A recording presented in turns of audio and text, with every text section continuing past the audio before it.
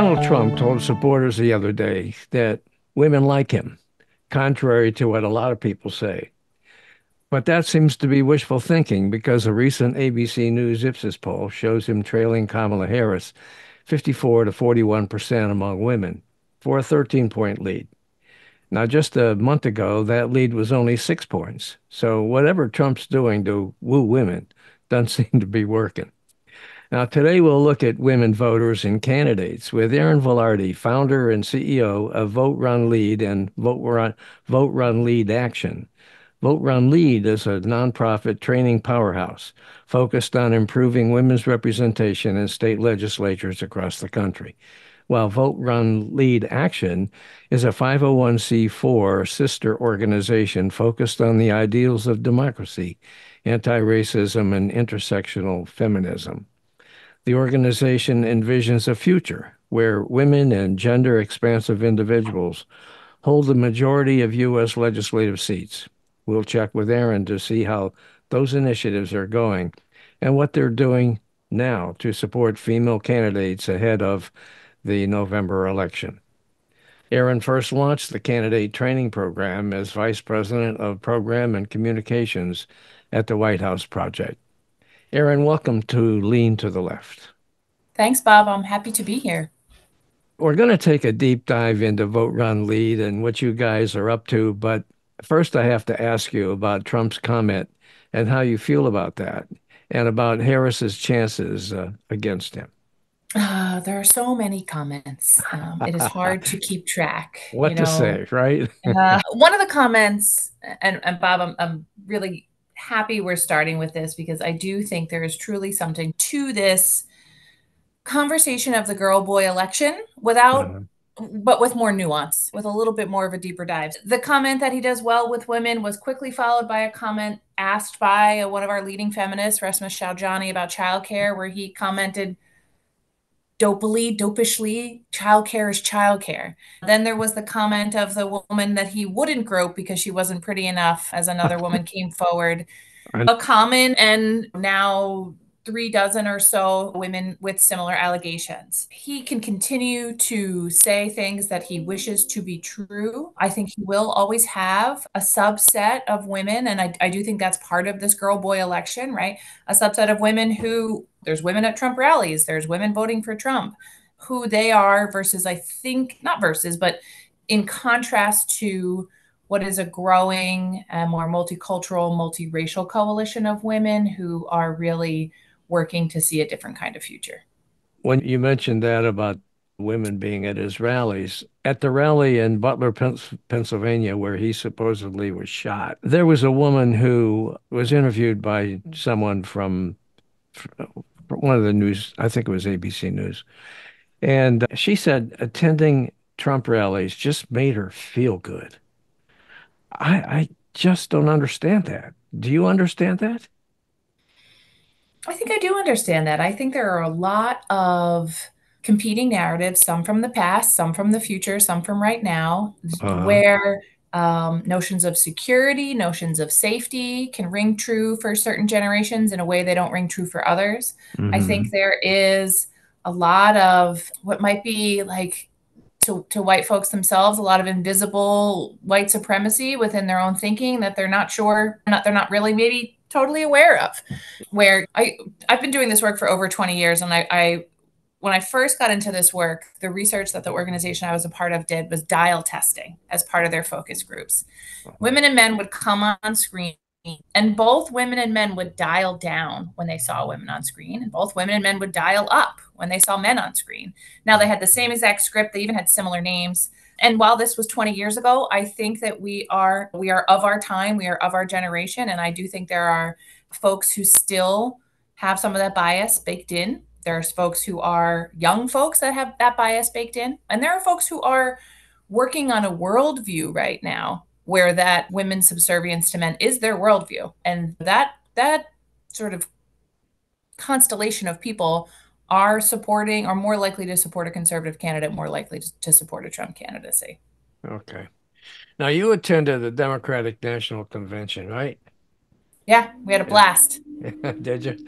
What was your overall take on that and Harris's selection of Tim Walz as their running mate? Absolutely. So one of the most fun things for me to watch, Bob, was men of all ages, of all stripes, hooting and hollering for whether it was Gretchen Whitmer or Elizabeth Warren or chanting AOC, and the kind of enthusiasm that I saw from the men sitting in front of me in the rows and rows of bleachers that filled the stadium, Uh-huh. just so enthusiastic and so unabashedly enthusiastic. And Uh-huh. that is now I think my fourth or fifth convention, if you don't count the fourth one, I think if you don't count the virtual convention. And I've been attending both Republican and national conventions. So this year did not attend the RNC, nor did I in 2020 digitally for my own sanity, I think, where that was very different from the 2016 Hillary reception. There was a Uh-huh. lot of quiet, hush, not so quiet, but more hush conversations of can she make it? Is she the right one up until past her nomination process? I did not hear that. I did not hear that same kind of chatter about Harris. It really was an unbridled enthusiasm. I know I had a 1 in 6 chance, but I was pulling for Walz. We do a ton of work in Minnesota. I've been working in Minnesota for also 2 decades and had the pleasure of knowing women like Peggy Flanagan, the pleasure of knowing and have on my board former state senator Patricia Torres Ray, who was the first Latina in the state Senate there. There have been a lot of powerhouse women in the Minnesota legislature and a Minnesota state government. So I was hearing lots of positive things about Walz from them. I saw his write up. I read his write up in the New York Times a couple of months ago, where he had such a powerhouse legislative session. I, of course, credit to that number of Vote Run Lead alumni and the number of women that moved up in the legislature in the last few years. But Cool, cool. I think there were really good signs that he was somebody who was willing to do the work with women. And I thought that was going to be the sort of the larger narrative that she really needed, that she needed somebody to stand by her where there wasn't even an inch of, oh, does he want her job or does he Right. really support her? And I think she fully gets that with him. So I was Yeah. very happy to be right on that one, as I feel like my political predictions in the past decade I don't count on them as much anymore. I have to tell you that as an old white dude, I was thrilled too to see all of that. Yeah. And I love the white dudes for Kamala movement that's out there. Uh, Yeah. and Yeah. I think that's really cool. So anyway, now tell me about Vote Run Lead and Vote Run Lead Action and what you guys are up to, Erin. Absolutely. Vote Release has been around a long time. We'll be celebrating our 10-year anniversary. I was just reading that first email we sent out in September of 2014. So we are this month kicking off our 10-year anniversary and Wow. just thrilled about it. We have been Sure. training women to run for political office for a long time. It was actually a political program of another organization called the White House Project. That organization was started in '99 and had since folded. Vote Run Lead came out of that. It's pretty remarkable, my life's work, to see 25 years after the White House Project and 10 years of my own organization, the second, but very real possibility of a woman in the White House and a woman of color at that. Because one of the things we've been trying to do at Vote Run Lead is change the narrative, normalize women running for office, normalize that these women are not your typical college educated, pearl wearing, read the newspaper every day, Pearl dad wear. was in politics, right? Which Pearl was wearing. yeah, which was when I started, very much the uniform, if you will, that Okay. you had often, if you saw women in politics, they had a parent who, most likely their father, who was involved. Many of the women in Congress that were first were actually wives of congressmen that had maybe passed, right? These are all things that have only happened in just the past few decades. To fast forward 2016, the ability to be ready to receive that wave of women who put their hands up and said, no, I'm going to be running. If this guy can be the president, I sure as heck can be on my city council. And at that point, we had online resources for women to attend to. We were, training all over the country, ultimately culminating in a 20 city training across, I think it was 18 states, 20 cities, and another 1,000 women online. So we're really experts at how to run for office. Vote Run Lead Action has come about just in the last few years because the natural progression of those women winning. Our win rates are fantastic. And we ended up with a lot of women through our outreach, through our community partnerships with women's funds and foundations that didn't look like those pearl wearing women, a lot of women of color, a lot of rural women, a lot of young women, a lot of women that maybe had high school diplomas or community college degrees. And we knew that we needed to help hold their hand and get them across the finish line. So Vote Run Lead Action allows us to advocate for the conditions that make on the democracy work, on the anti-racism work, on the feminism work. But it also helps us work with candidates that have declared. And that's the sort of 1-2 punch of how we're going to achieve 51% women's representation in our state houses. All right. So why are you focusing on state houses rather than Congress, Yeah. for example? A couple of years ago, I really had the opportunity to pause. I think as executive directors or leaders of nonprofits, we don't often get the opportunity to pause. I had the opportunity to pause and essentially write up quite a bit of what was my $100 million idea, and to do some big thinking. And really, why I got into this work is for 2 reasons. One, I believe that the world would be a better place if more women were in charge. But 2, I also believe that democracy is of, for, and by the people, and that simply we did not have the kind of representative democracy. With women as the majority at 51% of the population, we should be 51% of its leaders. And I looked at 2 offices. One was the school boards and one was the state houses. There's about 90,000 seats in the school boards. We're closer there. We're, I think, a little over 40% women. But the state legislature is the power center, which we now see it very much with all the SCOTUS decisions coming down. It's the farm team for Congress. It's where we can test out bills that were going nowhere in just a few years. You continue to go nowhere with the hyperpartisanship that we have. Mm-hmm. And it's a very feasible number. So just over 7,000 seats. And we could really do these little laboratories of democracy across the states and turn some levers and see what works to accelerate the number of women really moving to 51% and see how fast we can get there. Okay. We were happy to have not long ago Sabrina Schulman, your chief political officer, on this podcast. And you guys, if you have a chance, you might go back and take a look at that episode. Sabrina did a great job. Now I'm happy to follow up here with Erin and learn more about what's going on with Vote Run Lead and Vote Run Lead Action, because I really believe that their program is just awesome and is badly needed. And I have to say, I agree with you, Erin. If more women were in charge, this place would we'd be at a better place in this country. I really do. And most polling says that we believe that generally, as a population, we believe that. Yeah. Right? And we believe in a more representative democracy. And we want those kind of role models, not just for our young girls, but also for our young boys, to see more women in leadership and normalize that. Okay.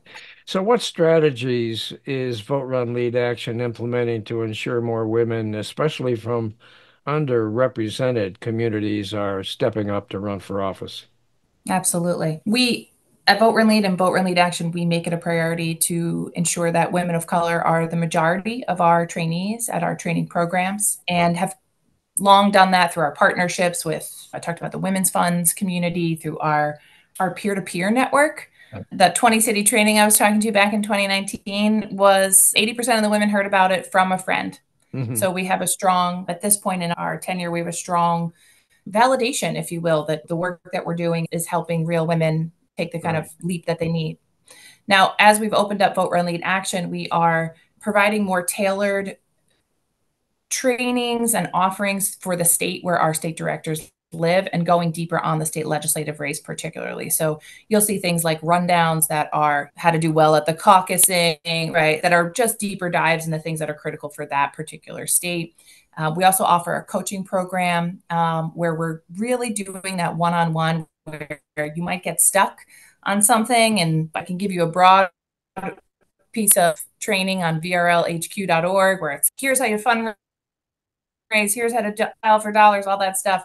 But you actually get a coach on the phone. You're like, here's where I'm hitting my head up against a wall, or I've maxed out this circle of donors. How do I move on? What's the next strategy for me? We've really fine-tuned some of that.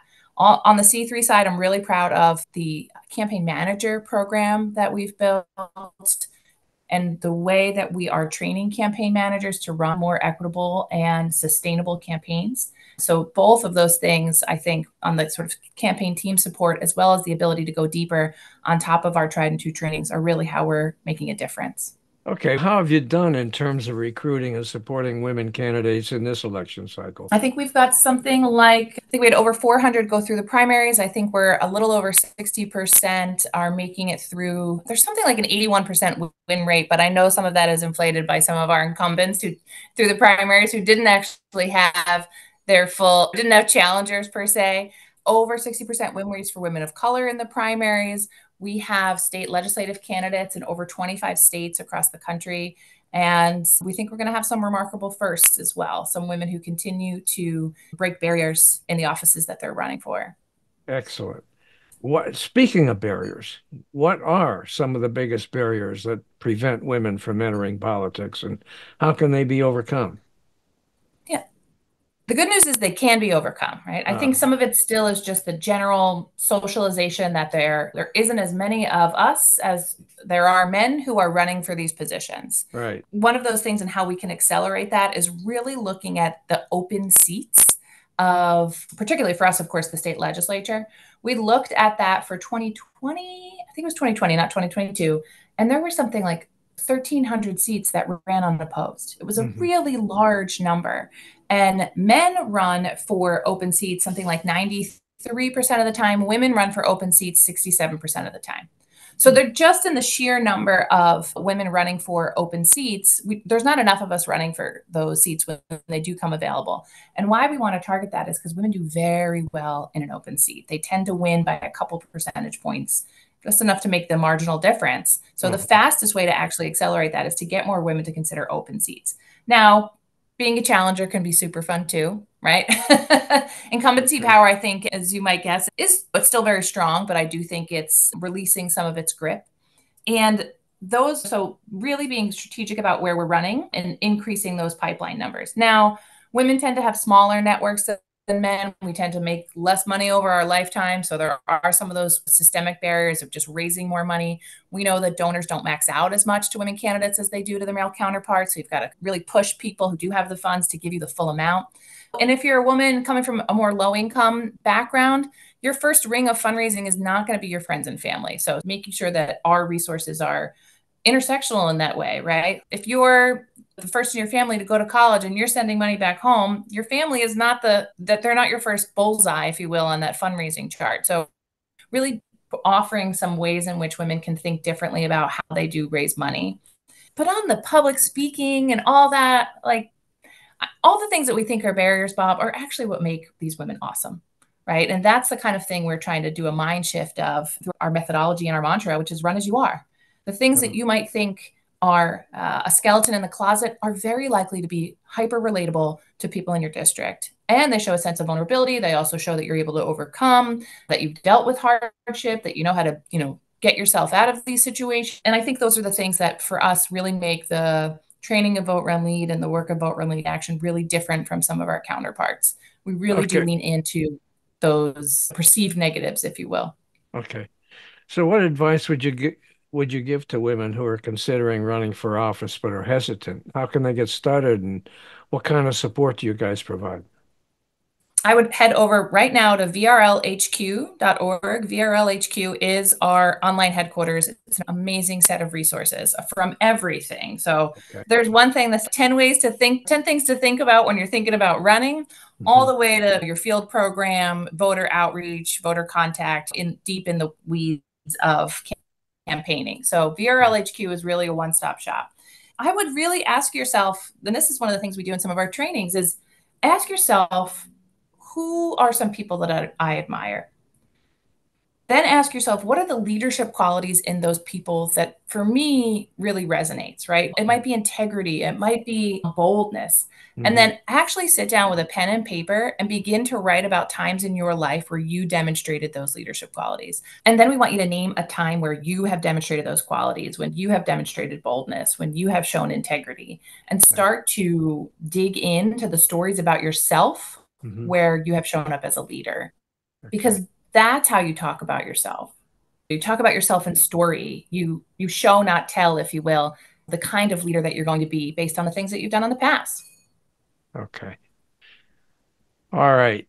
Voter suppression and harassment are ongoing issues, especially in marginalized communities. What are some of the most common forms of voter intimidation that you're seeing, and how can the average person help protect voting rights on election day? It is really critical that we know our legal rights. So that's one of the first things to do to be able to de escalate the situation. Most of our resources, Bob, are going to be for campaign managers and the candidates themselves. On the VRL HQ is a whole section on campaign safety. So while we don't necessarily focus on the broad voter suppression, we are making sure that our candidates and the campaigns that our folks are working on are asking themselves really critical questions in this time to protect themselves, to make sure they're still able to get their message out while being safe, and to understand the skills and tools and resources that they have at their disposal. Okay. What's your take on efforts by Trump and the Heritage Foundation and other Republican leaders to constantly warn that the November 5th election will be rife with fraud and that it'll be rigged against Trump? What's your take on that? Let's just remember that the 2020 election was both the largest and the safest election the United States of America has ever had. So, one, we just need to remember that we literally pulled off in the pandemic the most secure federal election of our lives. Now, I think my take is similar to other folks that sowing mistrust, particularly when the momentum is not at his back, is a pattern of behavior that he demonstrated a little bit in 2016, again, of course, in 2020, and that he is demonstrating now. That when he is losing, if you will, or losing the momentum, the rhetoric goes up about the false claims of major voter suppression in this country. Right. Right. I think we have to continue to hold all him and all the people around him accountable for this long after the election. Okay, so how can people learn more about Vote Run Lead and Vote Run Lead Action, Erin? Okay, for the third time, Bob, I'm going to plug the Q.org because it's really fantastic. And from there, you can toggle back and forth to both the C4 website of Vote Run Lead Action as well as the C3 website that has a Okay. lot of fantastic research on it. On Okay. the C4 site, Vote Run Lead Action, you are going to find all of our upcoming events, including that bystander intervention. Also, email us at info@Vote Run Lead Action. A real human will get back to you. Tell us that you're running. Also, on voterunleadaction.org, you can see women to watch in our key states. We have, I think, I want to say it's about 100, a little over 100, if not more, women to watch in the election. And you can see all of our primary wins. We have a beautiful red banner over the women that have made it through on each of the key states. So those are some of the ways for you to get involved. And while we are a candidate organization and a pipeline organization at heart, working to build the reflective democracy we want, there are great groups like Women Count has all of these slates where you can donate $100 and it will go to a slate of Black women running for the legislature. You can donate $50 to the women in New Mexico who are very close to getting to be 51%. That's the state we're looking at to be the next women's majority. So while they have a slight majority of women in the House, they don't have enough in the Senate. And there are a couple of women there that where your $25 donation goes really far. What are you doing in states that are really red? I live in South Carolina, and I think there's two women in the I state know. Senate, if that. So I'm looking for somebody who wants to give me a lot of money to go into the red states. Partly because you have to be in red states for the long haul. And so unfortunately, the way the sort of nonprofit philanthropic sector runs, it doesn't have that sort of 5, 10 year runway to it, right? So I would love to go in a state like South Carolina. Those women who they ended up winning the Kennedy Courage Award, the 6 women who stood up to at least try to filibuster these deeply anti-reproductive rights, anti-abortion bills that came through the South Carolina legislature. It cost them dearly. Yep. All of those women all those Republican women ended up losing those elections. Yep. There are great groups on the ground there that are trying to get it done, but it is an uphill battle. And those kind of resources require the long-term investment. But in the meantime, we are really making sure that we're helping out those organizations. We have a partnerships director, Sabrina, who you met, is in contact, of course, with our South Carolina partners. But how we work in partnership with them, while we don't have those deep resources, is the question we continue to ask ourselves and continue to act on. Okay.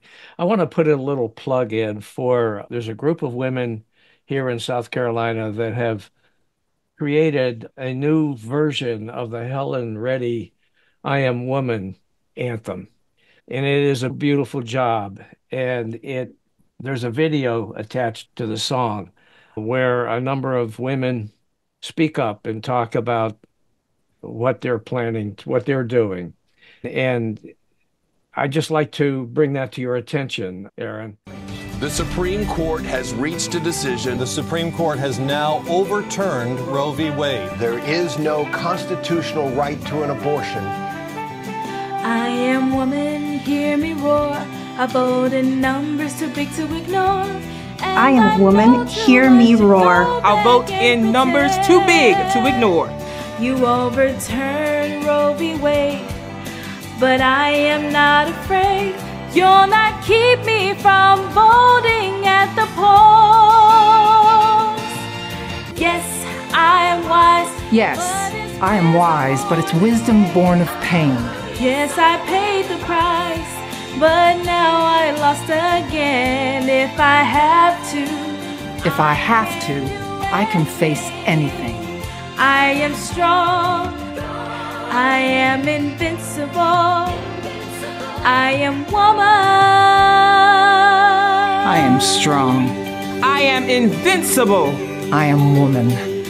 You can bend but never break me, 'cause it only serves to make me more determined to You can bend but never break me. 'Cause it only serves to make me more determined to achieve choice, my final goal. And no one's ever gonna keep me down again. Yes, I am wise. Yes, I am wise, but it's wisdom born of pain. Yes, I've paid the price, but now I've lost again. If I have to, I can do anything. I will vote. I am invincible. I am woman. I will vote. I am invincible. I am woman. I am woman, watch me grow. See me standing toe to toe. Standing toe to toe as I spread my loving arms across the land. I need you to know, I'll be standing right here, ready to go, until I make my brothers understand. Until I make my brothers understand. You overturned Roe v. Wade, but I am not afraid. Yes, I am wise, but it's wisdom born of pain. Yes, I paid the price, but now I lost again. If I have to, I can't face anything. If I have to, I can face anything. I am strong. I am invincible. I am woman. I am one. Freedom. Freedom to choose. It's our fight. I vote for women's right to choose. I vote for women's right to choose. Right to choose. For women's right to choose. Right to choose. I am woman. I have too much to lose. I vote. I am strong. I am woman. I'm invincible. I am strong. Soy una mujer. I am woman.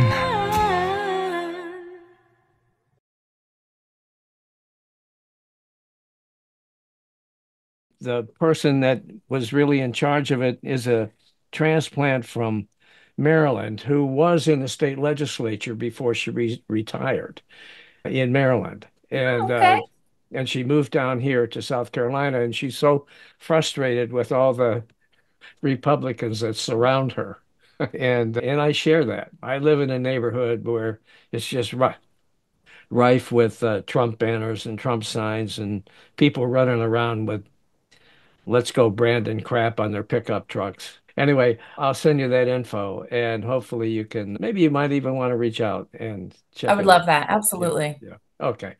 All right. Listen, do you have anything else you'd like to add before we sign off? I just want to encourage women to step outside their comfort zone in this election, finding that local woman candidate, if it is the presidential election, and really flex your political muscle in a way that you haven't before. This is a critical time to do it.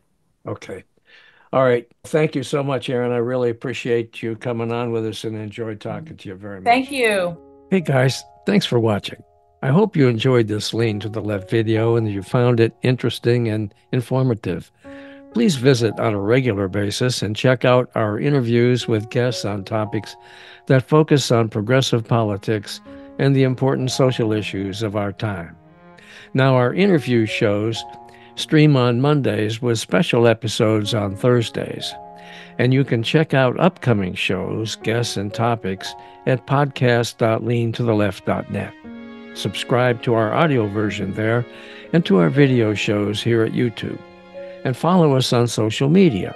Facebook at Bob Gaddy and the Lean to the Left podcast. Now, it's two. Bob Gaddy is one Facebook page, and the Lean to the Left podcast is a second Facebook page. Twitter at Lean to the Left 1, Instagram at Lean to the Left 1, TikTok at Lean to the Left, LinkedIn at Bob Gaddy, and YouTube at Lean to the Left. Now, I hope you'll support Lean to the Left as well so we can keep things going. Just click on the Donate tab at the top of the leantotheleft.net homepage and contribute by buying me a cup of coffee. That'll really help and would be much, much, much appreciated. Now, this is Bob Gaddy signing off for Lean to the Left. Thanks for sharing your time with us.